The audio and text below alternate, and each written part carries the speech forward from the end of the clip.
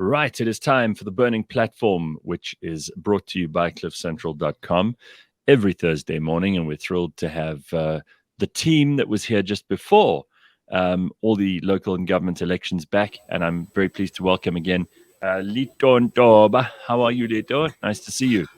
I'm good, thank you. And how are you? Good, man. Have you got electricity this morning? Because this is the new game we play with each other.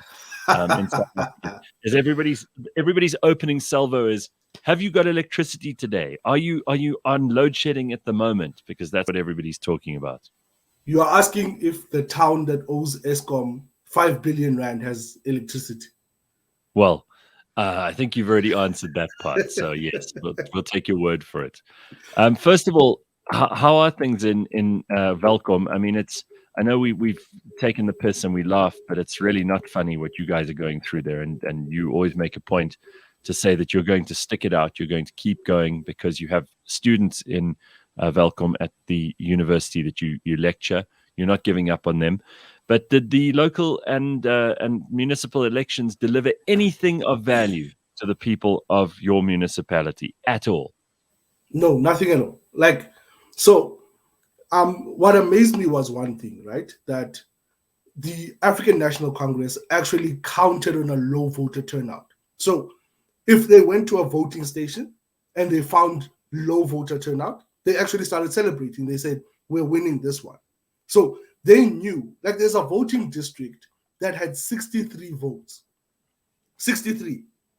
So they knew that if they get a low voter turnout, ANC members who are dedicated to the cause, who are probably thinking they're going to benefit from some kind of nepotism, are just going to vote for them, right? And then they lost one ward, like the ward in front of my house. No one went to go vote in that ward, but that ward is adjacent to a highly white area, which is going to vote DA. That part of the ward voted DA, ANC lost. Now everybody there is speculating whether or not the councillor is white. Nobody knows what the councillor looks like. So it shows you, one, how bad the parties were at campaigning, but then secondly, it shows you how disinterested people are about the whole political system. Like everybody's speculating whether or not our councillor white, but nobody actually bothers to go and check. Nobody bothers to ask the DA. Nobody bothers to do anything. But I think the worst outcome of this election for me and for everyone in Welkom, like in the realest sense, is that the ANC is bringing a man. So you remember I told you about the guy who brought guns to an ANC meeting? Like there were two guys with guns. So that guy apparently was vying to be mayor. So I did a little digging into the guy, and homeboy was last in school in grade 3. He can't read, he can't write. He's going to be mayor. But didn't we watch Uncle Gwede on the news the other day? Saying that the ANC mayors that have to have some kind of degree. So not in Welkom? Okay. You're going to believe Gwede. I've learned not to believe these people because they said they've said so many things to our people. Yeah. I have a question though. So there was a low voter turnout and some of the wards went to the DA and a lot of wards went to the ANC. But where are you in Welkom, in your municipality, in terms of the numbers? Is it going to be an out and out ANC government, or is there a coalition coming your way? Out and out ANC, like a comprehensive, like 60%, 70% win.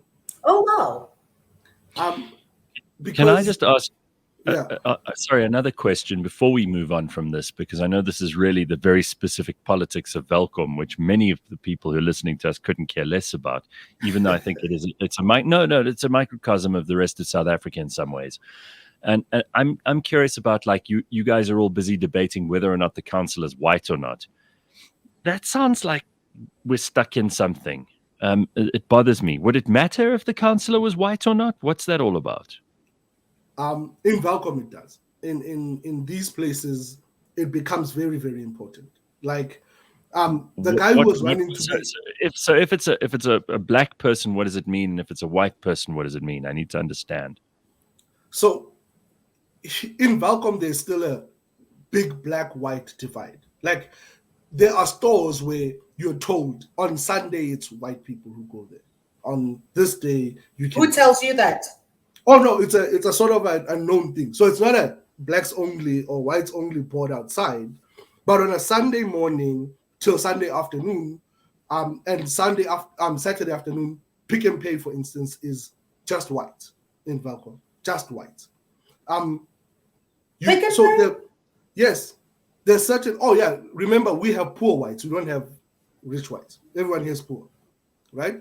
So there are, and so when you look at the elections, when you look at the DA, Freedom Front Plus, everywhere, no white mayoral candidate came to this side of town. And literally there is a side of town. I can point to you to the direction where the colored side of town is, where Caitlin McKenzie went and campaigned only. There is a white side of town where the DA, Freedom Front, campaigns only. There's a black side of town where the ANC and everyone who breaks away from the ANC tries to campaign. So everyone who's in the EFF, who's in COPE, who's in any other party was just fired from the ANC. And so it's amazing. So this is HF Verwoerd's great dream has been totally achieved in Welkom. That's what can draw from. So Verwoerd's apartheid policies have come to perfect fruition in a place like Welkom. In the whole of the Free State. Like during COVID, in the start of COVID, I think it was in Hoopstad, one of the small towns relative to Welkom. The police station manager, because now the town and the township literally had a gate in between it. And so you can still see the remnants of the gate to this day. And so what the station commander did was during COVID, took a bunch of white guys with guns and herself, went to where the gate was and stood there and said, it's time for the white people to shop, you wait. So here the race thing is still a race thing. Here you could hear the odd K word coming your way if you step in the wrong direction or are in the wrong neighborhood. My God. Wow. It's so great there. It's just so, it's such a warm and accommodating place. Does nobody, you talk about the colored, black, white side of town. Does nobody aspire to move into other sides of town? So does nobody, so all of the people that you talk, the ones who are the beneficiaries of all this patronage, by the way, all the parts do they not move to the other parts of town? Phumi, Leeto just said, like, all of it is shit. Like, you don't. Yeah, I get that. There are no rich people. Like, Welkom is just all shit. So it doesn't matter whether you live in the black or colored or white part of town. They're all equally shit. I hear that and I understand that. My question, though, remains. Is it there are no aspirations? So all the people who are the beneficiaries of the patronage that we keep talking about, so the people who do get the good jobs and they don't aspire to disrupt the status quo? Okay, so I'm going to depress you just a little bit more this morning. So here's what happens. You now are an ANC politician and I have a little bit more money than everyone else, right?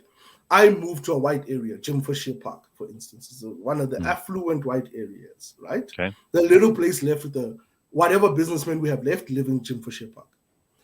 Right. The problem is when you go to that neighborhood, you still become the black guy in the white neighborhood. So you must still live with that discomfort. If I go and live in Bronville, I'll still be the black guy in Bronville. So you don't become part of the community just because you live there. But here's the depressing part. So let's take the ANC politician that Leeto has just become, right? The problem is the people in the RDP houses are so poor that they are starting to prostitute their daughters. Apparently, it's been something that's going on for the past 5 or 6 years. So guess what the politicians do? He goes, because apparently they have defunct marriages like the majority of them. They go to these RDP houses, sleep with either the child and the mother, and then leave them with groceries. So even if they do move to these so-called aspirational areas, the only way to feel rich is to come to the very, very poor people and feel rich among them. That's how you feel good about yourself. after doing the really indecent things that politicians do anyway. So they do more indecency at night. I don't even know what to say to that. When I thought that they'd reached rock bottom and they couldn't carry on, they keep digging. Yeah, I mean, so last point about Welkom, and I think we should just move on. Politicians here, when there's an RDP house, like when the RDP houses are getting built, they will claim 10 to 20 RDP houses and hire them out to people. Yeah. And then they'll make rent on that. Who are the people who pay them the rent? Are these it's usually the illegal miners who are right. usually foreigners from the Zamazamas. Zimbabwe, yeah. And so they come back, they really need inconspicuous housing. And in these communities with the RDP houses, if you have a little money and you help out your neighbors, you won't get robbed. So what's been happening with Zamazamas is that they've been getting robbed like really hard, because they in Welkom, you go in like into the mine for like 6-7 months. So you come back, you have to come out at night because your eyes are shot, your skin is sensitive to light. And so you have to come out at night. Wherever you're going to live, they have to blacken the windows. That's where the robbers know where to go. If they see the windows have like black plastic bags on top of them, they know there's a Samazama who can't see in there. So if you go in the afternoon and break a door open, he's basically defenseless. They go, torture you with hammers and beat you to a pulp and then take your money and leave. Good Lord. But if you're living with poorer people that you help, they would come to your rescue if you're being robbed.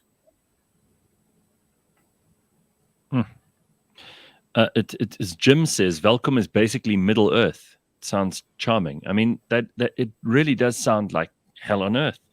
Rudy says he's surprised. Sorry, it's Black Oxymoron. Gareth, why do you sound so shocked? The south coast of Durban is similar, but not as bad. Even here in Joburg, it's the same. It's more about class than race. Well, that's an interesting point. Are we reaching a stage now in some parts of the country where they've transcended the race issue that Leeto has just explained to us, and we're moving into a class issue where what Phumi is saying is like aspiration means moving into a better neighborhood, where you have services, where the politicians are actually still maintaining some kind of level of service delivery. Is that what we're getting to?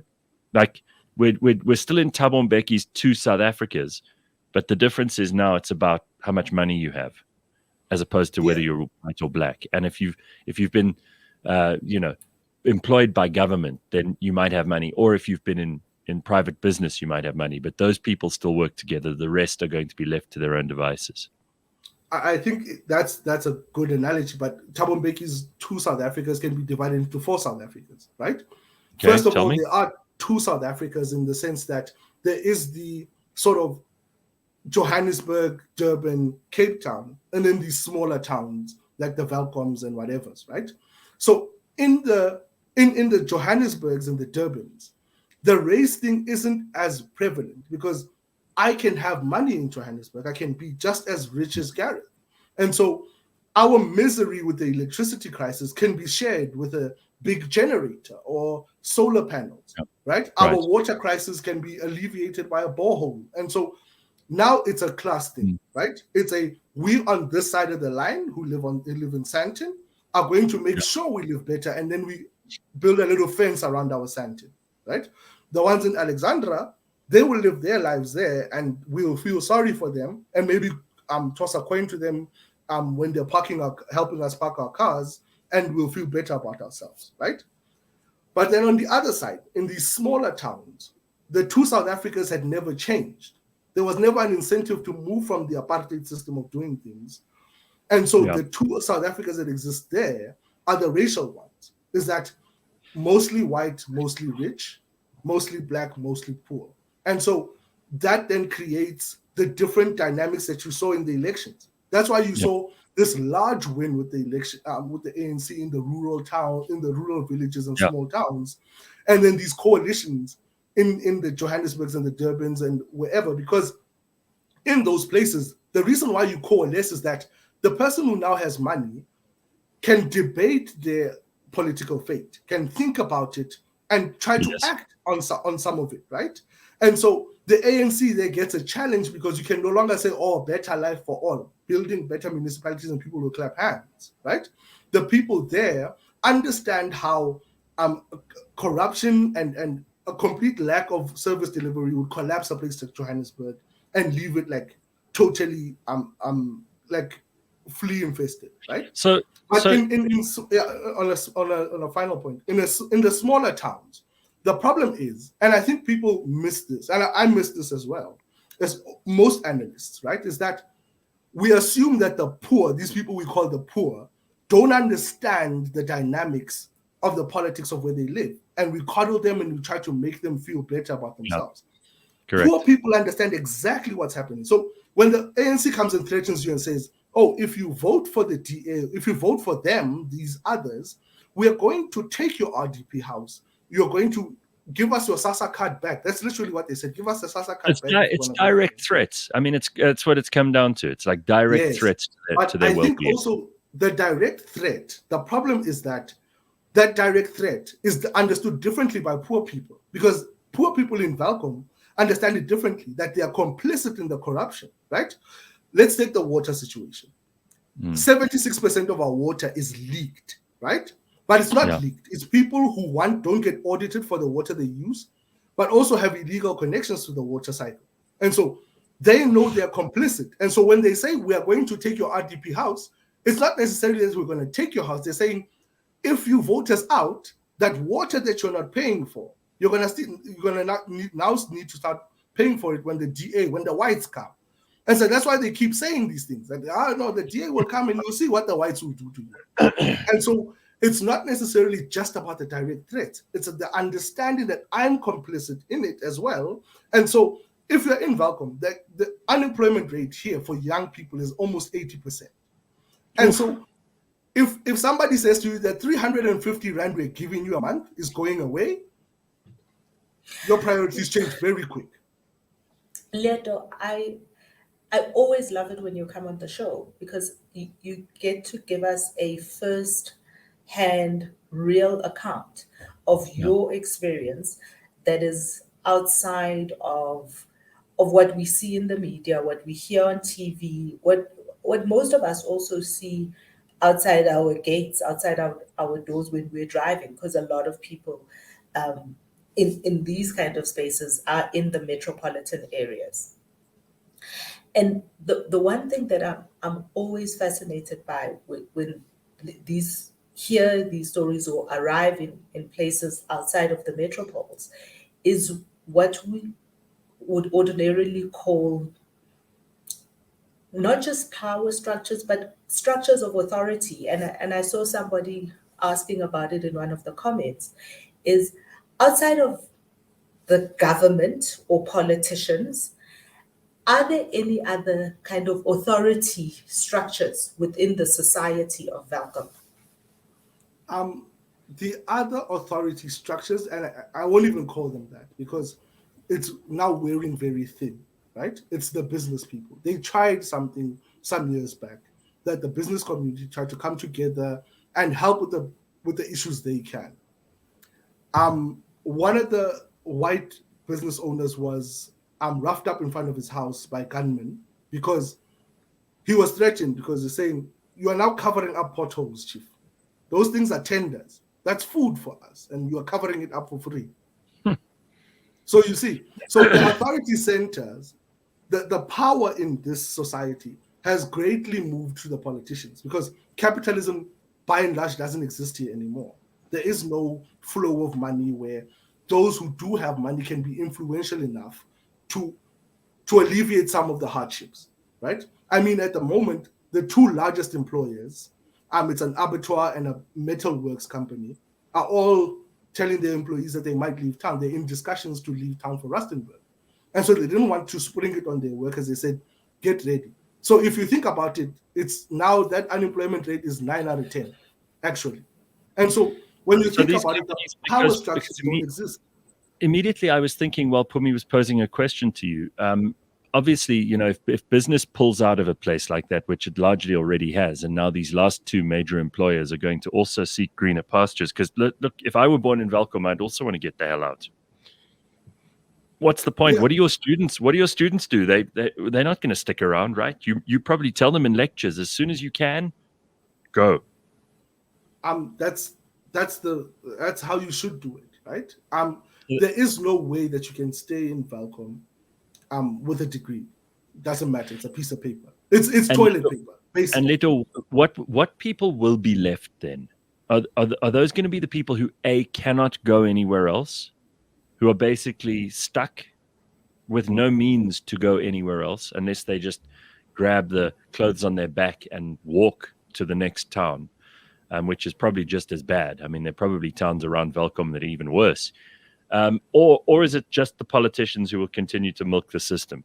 I mean, who else is going to still be there? You know, one or two people like you who are trying to hold out and hold steady. So I thought about that actually, like who would stay, right? And who's actually currently staying? The people who are currently staying are people who were in the old notion of apartheid that Welkom is a mining town and you should come here and get work, right? Older people who came here and got an RDP house maybe 10 years ago or 5 years ago, right? The problem with those old people is their children most probably have died of HIV. Now they're left with orphans. There's an older person here who was left with like 6 orphans. One. I know there's a student who my aunt was helping out. She was in the SGB of a high school here, and she was helping them out because this young man was left alone. There was no one, no mother, no father. This child didn't even have a birth certificate when we found him, right? And so when you look at that, and you're like, oh, okay, so they're going to be these extremely old people, these extremely young, uneducated people who are staying here, who would not be able to resist the politicians in all of their gluttony, in the way they want them to prostitute themselves for money, the way they want you to carry around their bags and treat them as some kind of king. And so those are the people who are now the last holdouts. Nobody who's got employment opportunities has stayed here. Everyone who can be employable has left. Well, I just want to refer to Silver Super Scout, who's someone new to the show, and we haven't seen a comment from them before. Who is this man? That's you, Leeto. He's incredible, heartbreaking to hear, but thank you for shedding a light on the truth. Down with corruption, up with the upliftment. We can only ever be as rich as the poorest in our country. You know, we talk about the ANC becoming a rural party. And I know that Welkom isn't a rural area, but it's kind of one of those towns in a rural area. And the Free State's probably one of the most badly run provinces in South Africa. We know that even in Mangaung, they now, you know, it's one of the places the ANC did very well, actually. It's one of the places they don't need, I think, a coalition government. They can go ahead and do it all on their own. And that's exactly what's happened in Welkom. So do you think that with the ANC becoming a rural party, so to speak, this is going to diminish their overall say in South Africa? Because when you don't control outright the major metropoles, you really are just like an inconsequential, almost semi-tribal, authoritarian, almost totalitarian, backward group of people. And you're always going to attract those people because the better ones will want to be in the places where there's more money. And they can't run as a ward councillor in Welkom if they live in Johannesburg. So you'll only end up with shit in places like Welkom, and you'll end up with only the better people in the metropole. So we're really going to divide South Africa again into rural and urban, but in a much more pronounced way. Is that your feeling? I think so. Let's look at the two ways in which this election influences the ANC in particular, right? It does in two ways. So internally in the ANC, the problem is now, wherever there's a coalition, you get less tenderpreneurs, right? The tenderpreneurs are the people who used to fuel the corruption inside the ANC with money. They would come and give people brown envelopes to vote this way and that. And so that sway is going away, because in the last National Congress that they had, you saw there were no tenderpreneurs from Pretoria, there were no tenderpreneurs from PE, and Cape Town. So those are the places they lost. So wherever they are not going to have a coalition going, that's less money for the ANC in the long run, right? For the corruption that they take on, right? These hyperinflated prices, for like shoe polish and other stupid things like that. Right. So they can't abuse the supply chain side of things. Now, when it comes to these small towns and rural areas, they've already drained them, right? These places are in so much debt. I mean, one of the municipalities in the Northwest got dissolved. Like literally, national and provincial government looked at the municipality and said, there's no use of this being a municipality. It's just a building, literally. And so that's how bad these places are. And I mean, I've already told you about like how places like Machabeng municipality, where I am in Welkom, Malutiapo, Phumi and Gareth, to repair the damage as far as debt is concerned is like a 10-year, 15-year project. And so no ANC cadre right now has the capabilities or even the knowledge base to think about things 15 years into the future. They're just trying to get money and food for them and their children now. Now, the big problem is the tenderpreneurs that come from here are going to be from maintenance tenders. Fix this light and scrape up this field. It's not going to be the hundreds of millions we've been seeing. And so what happens then is that it's going to put more pressure on the ANC. But then so externally, I think the ANC would have a small breath of fresh air, right?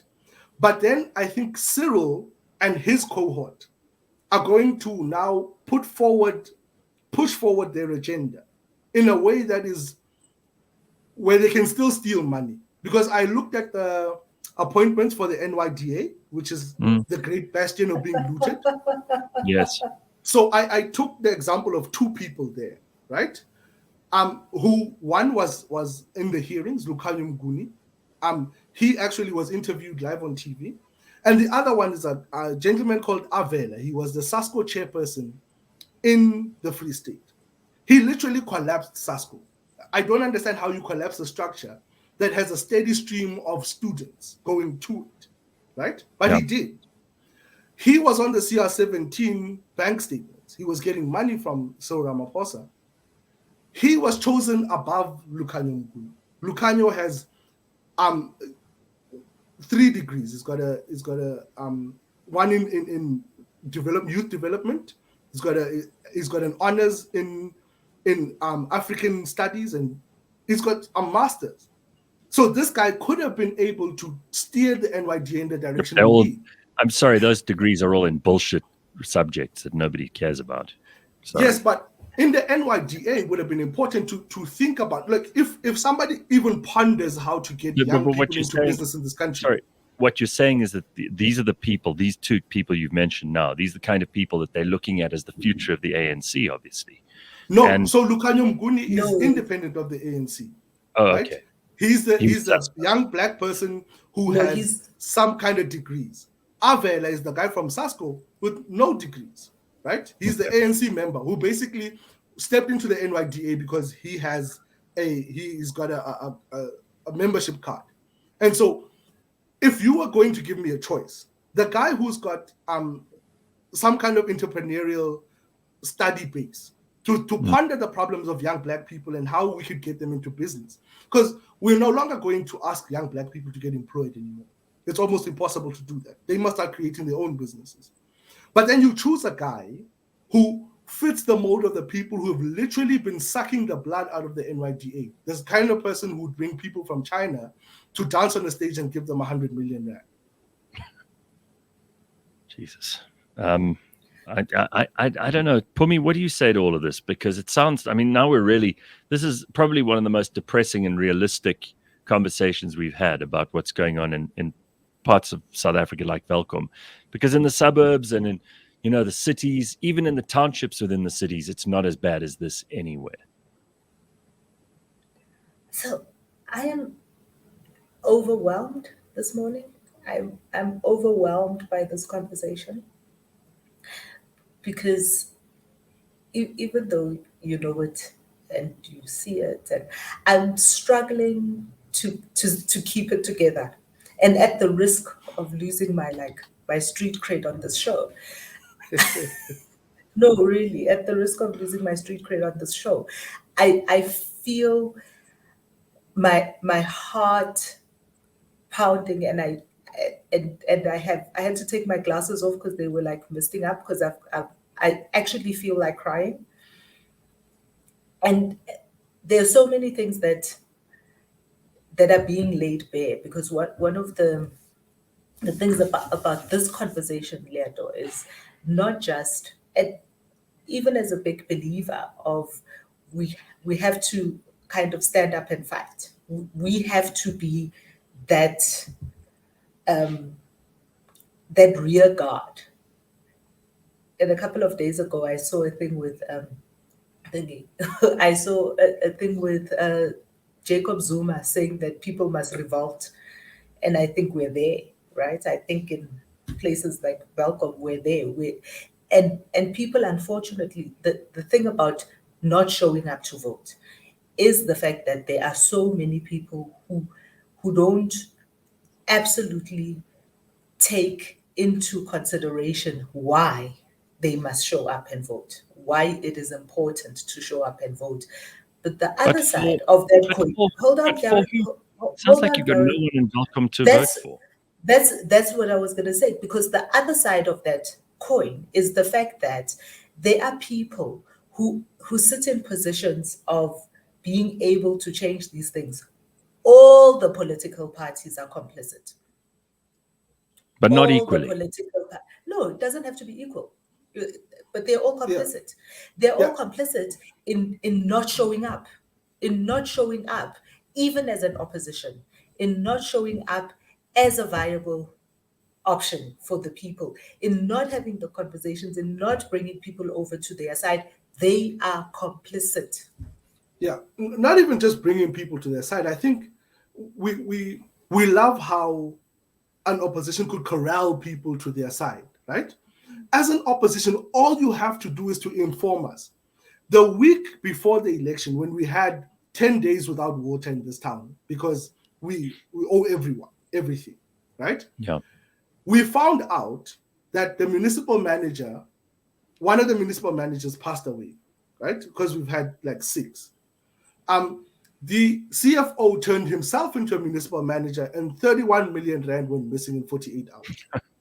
Nobody bothered to come and tell the rest of the town this. No one in opposition, no one bothered to come and say, we'd just like to call a community meeting and say, these guys from the ANC just literally took 31 million rand. It's gone. The other time, the payroll disappeared. Nobody came and told the town. So you see, the opposition doesn't even do the minimum to say, hold everyone responsible. Just Okay, hold somebody to guys, account. yes, I know, but that, sure, that's the minimum the opposition could do. But it sounds to me like they're going to be treated with disdain anyway in most of these areas. I mean, a lot of what we're saying here sounds almost like a rabbi talking to the Jewish people in 1939, saying, you know, it's going to be okay. These Nazis are bad people, but if we just stick together, if we just hold our heads high, if you just don't go and vote, or do go and vote. You know, that's what it sounds like to me. It'll all be fine. No, It's no, not no, going to be. And the no. ANC, the ANC in these municipalities has more than the lion's share of the blame. We can't now go and say, oh well, it's the opposition's fault, whether they are the EFF or the DA or the Freedom Front Plus or whoever. Those guys don't have. What do you think they're going to just pitch up? I mean, you even said, Leeto, there were people running around with guns at these rallies. What's the benefit for a person who's standing in a ward where they're going to get like 2% of the vote anyway, standing up on a soapbox and saying we must stand up against the ANC when there's a chance they could be shot, when there's a chance the community aren't even going to pitch up to vote for them? What's the point? So the week up leading up to the election, I wouldn't right? do it. Would you do it? I did it. I was giving out information about the municipality, and I got death threats, right? I was giving out information that 52 it's what 60%, so 59.2% of our revenue in this municipality is fruitless and wasteful Wasteful expenditure. expenditure. Mm-hmm. Yes. I was showing people all of this information, and I got death threats. But I told them, people were following me around, taking pictures of me and posting like on burner accounts on Facebook and Twitter, saying all these strange things. And I said, if you're gonna kill me, then come kill me. If you're gonna kill me for truth, then fine. But if you're gonna be a politician and then say, oh, I might not do this because the truth might get me killed, then get out of the game. Because the problem is, Gareth, even if the lion's share belongs to the ANC, they are a criminal organization in these small towns and in these smaller places. That's what they Right. are. They're a mafia. Yes, sure. But the problem is, how much do you have to suck at politics to lose to them? How much do you have to suck to lose to people who are literally walking into municipal offices, stealing money, and basically walking out twerking? Yes, but this So is where what do again. So I have to ask, like, do the people of Welkom get the government they deserve? Because there's a part of, if we're going to blame opposition politics, then we must also blame the people who are still voting ANC. Who are the people who are still pitching up and voting ANC? Because those people are the majority of the people in Welkom. Otherwise, the ANC wouldn't have won those areas. They're not the majority of the people in Welkom. They are the majority of the people who showed up. But there's a bigger thing I think we need to. But Gareth, not showing up to vote doesn't mean that you're not participating, because the So other part of, do you get a free pass if you didn't hold on, pitch? no one's getting a free pass, because the other part of not showing up to vote does not necessarily mean that you're not participating. You're probably participating in an informal structure. So the people who burned out the libraries, the people who show that level of violence and disgruntlement, those people are also participating and voicing their disgruntlements. They're just not doing it in the formal structure. But I think that there's another very important thing that we cannot lose from this conversation or gloss over, is the fact that, Leeto, you choose to stand up. The fact that you choose to say, yeah, come and get me. I think that is precisely, I mean, I wish we had more South Africans who felt like that. And I think that there will be more South Africans now, because people are that heartful. I see a lot more young people who feel that way, and that you become the new heroes. We had a country where many people, and there weren't as many as the people who existed in the country, who did the exact same thing, who stood up and said, well, no more, so we have a thug government. True. And I'm not going to allow this government to continue. And if I'm the one who dies, there will be more who will stand up for where I fall. And I think that for me makes me feel a little bit better, because I take that away from this conversation, Leeto, that there are people who are the heroes, and we can all be that person. Because really, if so what, You have to fight. Like, even if you know you're going to lose, you have to fight, right? So the problem is that we look at the fight now. We are in an analysis sort of society now. We analyze things before we get into them and see our chances, right?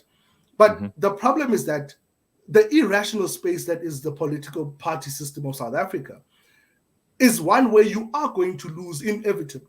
But we have to fight, because without that fight, we are now complicit, right? Because if we don't fight, it means we're just nodding along. So I remember like 2 weeks ago. So after the ANC won, there are these people who so the biggest way I've learned on how to swindle money from the government is to host events, like these big party events, and call celebrities from Johannesburg. And so what you do is they would double invoice. So let's say the show is going to cost R1 million, they double invoice and it becomes R2 million, right?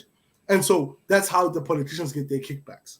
So right after the ANC won, one of the big people who do that here put out a poster that night. Says, no, on the 18th of December, we're hosting an event.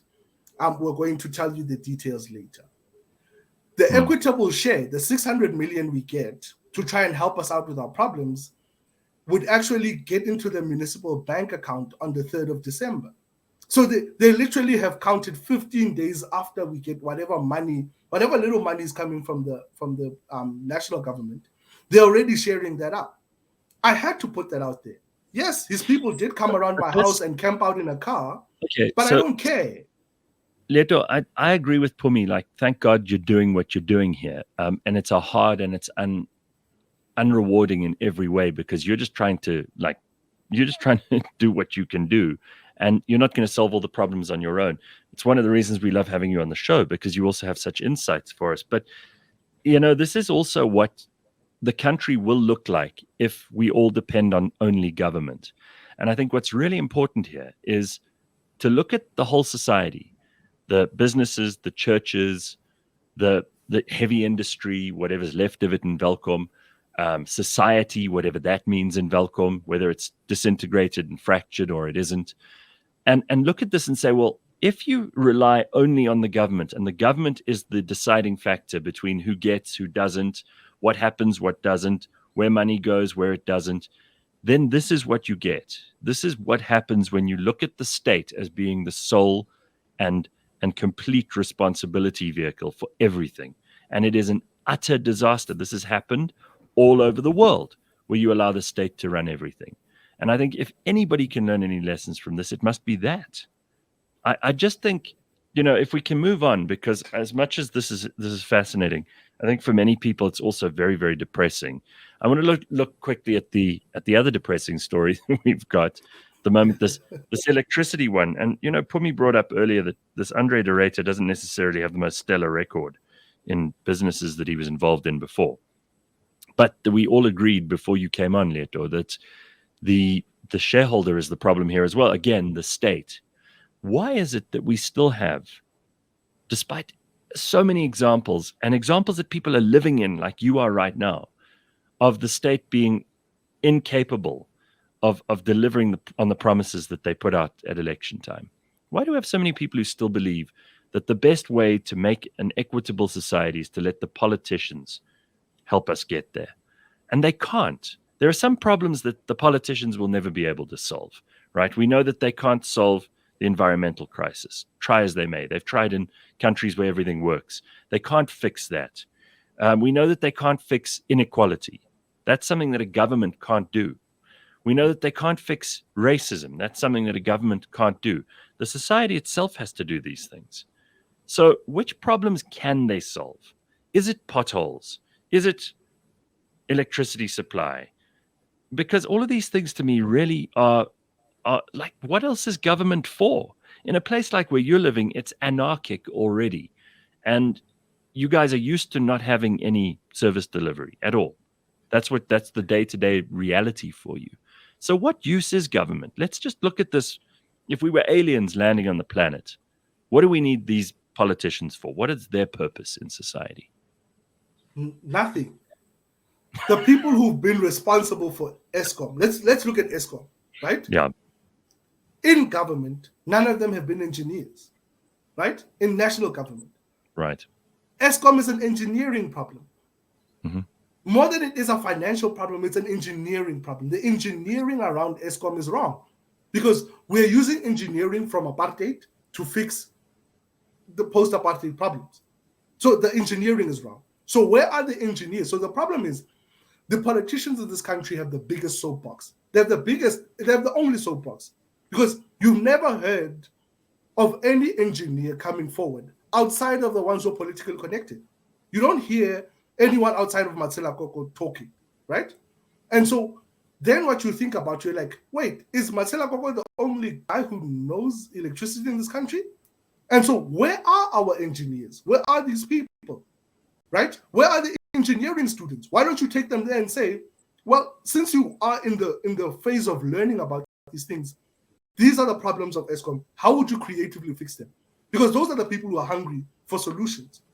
They think solutions are easy to come by. So we've lost so many of these people, not only from municipalities like yours, but then a lot of them come to places like Johannesburg, and then they decide, no, this is also a waste of my time. I'm going to go to Europe, Canada, China, India. I'm going to go somewhere else where my skills will be appreciated. Because why should they? Like in Welkom, why should any engineer settle in Welkom? There's no nice neighborhood for him to live in. There's no reason for him to send his kids to school there. There's no reason for him to want to go to the Welkom hospitals. So ultimately, this is a problem that we have to look at nationally. It's not just a Welkom problem. And those skilled people, Leeto, are not, whether they're black or white or rich or poor at this stage, they're looking at other options. That's something we've got to be very realistic about. Yes, and I do agree, right? But even if you're looking for greener pastures, Gareth, right? Even if you're an engineer in the US, if our engineer who's left to go to the US, why don't we give them a voice? Why don't we give them a platform to say, yeah, this is the bullshit I saw, right? This is what happens, this is what's wrong, and that's what's wrong. Because the problem right now is that it's kind of what we do. Yes, we are going. So in South Africa, what we're doing with the ESCOM problem is that we are going back and forth between the braking equipment and the definition of the problem. We come and we discuss the breakage, and then we go back and we try to redefine. We discuss the breakage and we redefine. Because the people who are defining the problem for us aren't engineers. And so you need an engineer defined solution. So the definition then goes to say, now if an engineer defines everything for us without an agenda like Marcela Koko does, because he's trying to get hired into a CEO position again, the engineer would then tell us, this is what breaks in these plants, this is what you need, and this is how you do it, right? And once it breaks, we can't go back to the definition. We'll then go, you were told this, right? Because that's what happened. The problem started with Thabo Mbeki being told about this, and he didn't consider it. He was told that this grid is not going to take what you want it to take. If you're going to build this many RDP houses, you're going to overload this grid. Even though, there was a huge misunderstanding, but also a huge ignorance, because these people aren't engineers. They don't understand electricity, right? They don't understand electricity surplus. When Thabo Mbeki was told that we were producing a surplus, he said, oh no, let's sell it off to Zimbabwe and Zambia. But he didn't get what the surplus means. The surplus means that when we have to service our power stations, then we have something to lean on. Now we don't have any surplus. So the big problem, and now they're talking about renewables as if they're a solution. The renewables aren't going to give us a surplus that we need. So we need a basis that would give us a surplus, and then include all this other fancy stuff with the winds and the suns and the whatevers. But at the end of the day, is that South Africa lacks in every other sector. Our business people, Gareth, are all quiet. I know no business people. And none of them can tell us, so business people, as it pertains to unemployment, for instance, they could tell us exactly what the problems are and how to move forward. What do they plan to do about it? What do? They take that person from the Black Business Council or whatever he is, and he goes and he complains on ENCA for 2 hours. He doesn't give us a solution. And so we need the people who can get a soapbox to be given the proper platforms to connect the people to their soapbox. But also, I mean, like Hein says here, he's an engineer. He says, engineers don't speak, we do. They're not interested in speaking on a platform. That's not their thing. Stuart says, I'm an engineer. We have and do speak out and prepare plans, etc. But that voice is squashed by the money or the political people time and again. And there are businesses who are trying to get involved in private power production. And frankly, I mean, someone like me, I would pay an extra 10% in electricity for the next 2 years if it meant I'd have consistent electricity supply. And I would pay that to a private company, not to government, because I know they won't deliver on that promise. But the problem is that they're not allowed to, even with Gwede's new rules about private power producers. They're not allowed to produce in excess of a certain amount.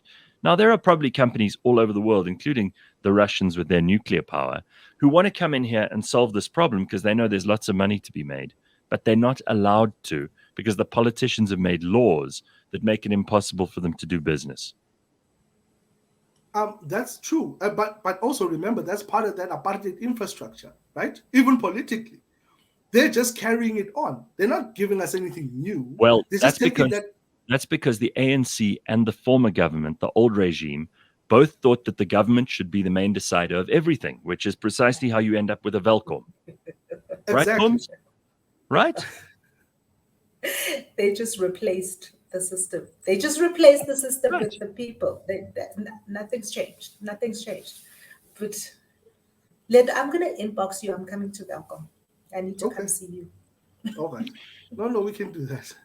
Yeah, I mean, there are lots and lots of comments here. People who are obviously extraordinarily upset and shocked by what you're saying here, Leeto. I mean, to me, the most scary thing about your whole story is that these poor young girls are being prostituted. I mean, this is a social problem. So now we can blame the politicians for a lot, and maybe the politicians are, as you say, the people who who are going and paying for these young girls to prostitute themselves.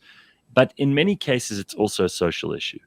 And I'm wondering about where we personally take responsible for the way we raise our children, even if we have no resources, where we personally take control of our own smaller communities, our own households, for heaven's sake.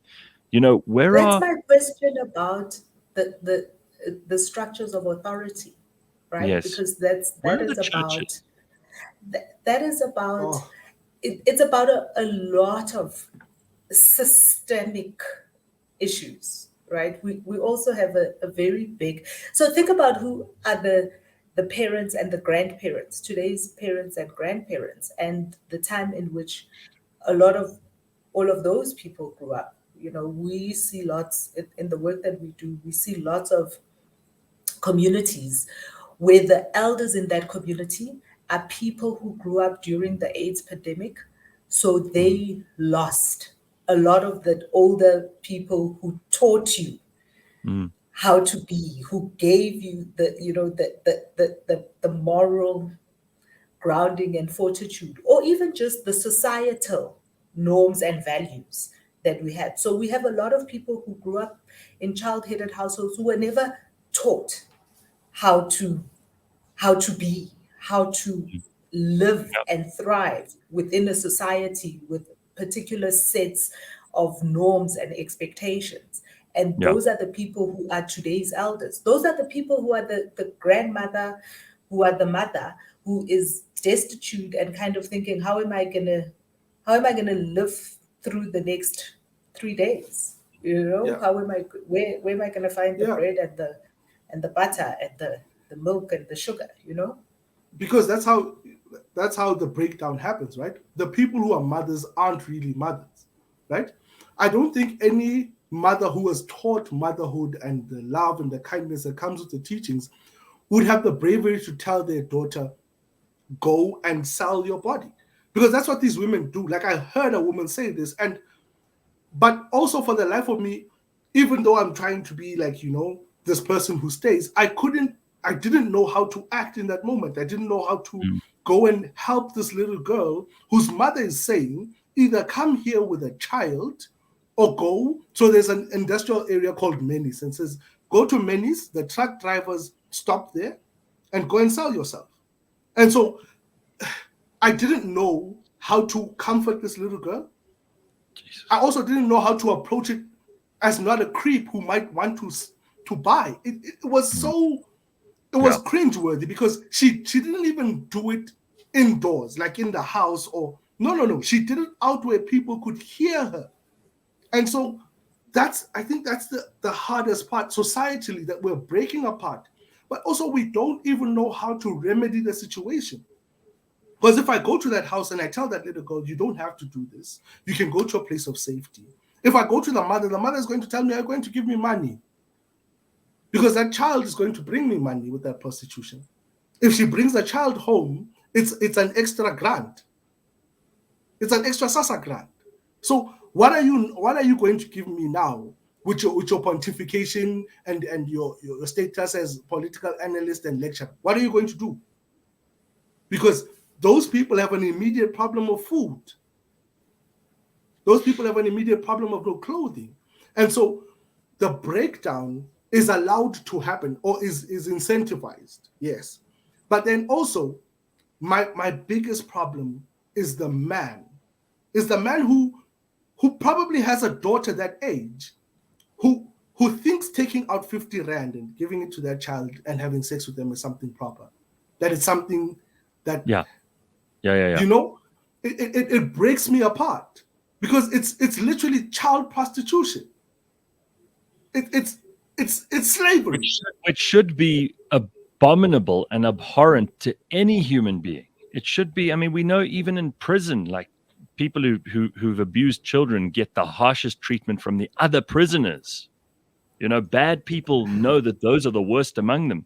But it seems in some societies it's become so devolved.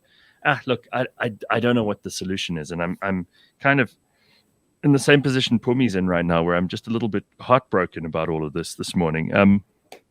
Do we have any any rays of light and optimism that have come out of at least the political process of the last 2 weeks. I mean, we see, God bless him, old Herman Mashaba made a good showing. He says he refuses to have a coalition with the ANC. He might not even want to have coalitions with the DA. So I don't know what his use is then. But maybe there are other things. But no, really, what use are you if you're not going to be a coalition partner to the two biggest parties? What use are you? What are you going to cobble together 700 other parties and get 20%, and then what? Sit in council and what? Just fall asleep? Like, what's your point? What are you there for? I told you this. I told you this about Herman. I told you this about Musi. They come from such tight ass structures, right? This stick in the mud structures. They can't survive anywhere else, so they don't understand the world outside. They're trying to build the same sort of stick in the mud environments they come from in new places, right? So I don't know what positives they are. I mean, right now, the only positives, I'll always give you this. There is no God in the machine. No one is coming to save you. The only light, the one that you're looking for, is you. If you don't become that light, we'll stay this upset every single day. I wake up every day with that I am the light, not anyone else. Nobody's coming to save us. Dude, that is the biggest thing that has come out of this show for me, is we have got Leetos, and we have many Leetos, and the best thing about that is we don't need 6 million Leetos. We don't need 6 million Leetos. We just need enough with the willpower, and we've got to bring us all together and fight. True. The other positive light, Gareth, is that yesterday is a year since me and you started doing anything together. The first time I went on any of your shows was last year on the 10th of November. That's worth celebrating. I'm pleased to have you back a year later. So Leeto, when you see me in your DM, don't think I'm like you're sliding. Yeah. It's just no. I would love to. I'm gonna send you a DM. Send me your number. I want to come to Welkom. Okay. I want to know how that goes. Yeah. I'd love to hear about that. We'll take pictures, we'll take videos for Gareth, and I'll show you around the place. And I have been to Welkom. We do work. I've been to Welkom twice, Leeto, and both times what struck me is that the place is full of traffic circles and churches, and that people there like to fight. But now I reckon they probably No. People don't like to fight, Gareth. Tell them you were taking someone's girl. Tell them. That's why they were fighting you. That's why they were fighting you. Dude, people in civilized towns like the rest of South Africa, they don't go out to have fights with each other. It happens in Welkom. Anyway, listen. I remember the incident, Phumi. Don't let Gareth change this. Everyone in town heard about it. He was at Sportsman's. It's closed now. He was at Sportsman's. Yeah, he was at Sportsman's. Was taking somebody's girl, and these farm boys with the short pants. Yes, they wanted to eat this man alive. I didn't get it. Let me be clear. I didn't get into any fights, but I saw other people beating each other up pretty much from the moment I walked in. So there we go. And there's my load shedding just in time, 8 o'clock. All right, everybody. Leeto, well done. Amazing for standing up, absolutely. for being the fighter, and for sharing the story. There were lots of comments from other people in small towns who have similar experiences. But we can do this. I'm coming to Welkom. Yeah. We've got work that we can do with you.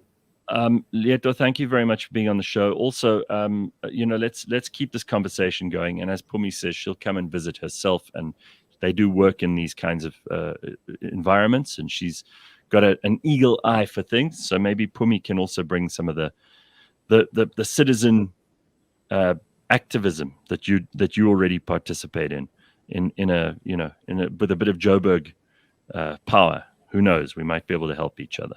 And by the way, it's Joburg power. I don't know if it's Joburg power, Leeto. I don't know if it's Joburg power. Also, today is Armistice Day. So it's the day that we look back on. It's almost, it's more than 100 years now. It's 105, 106 years ago that millions and millions of people in Europe and the world went to war over essentially the destruction of empires. And just one other day when so many millions of people probably did not need to die. But we celebrate nonetheless the fact that they died for reasons that at that stage seemed to be the best reasons for people to go to war. And it's just a sad state of affairs that humanity in 105 years very seldom looks back on history and learns anything. Let's spend 2 minutes today doing that at very least. We have our own wars that we need to look back on in this country and history that we should read so we don't end up in the same situation. But thanks, everybody. We will see you tomorrow at 6 a.m. bright and early. That is the burning platform for today.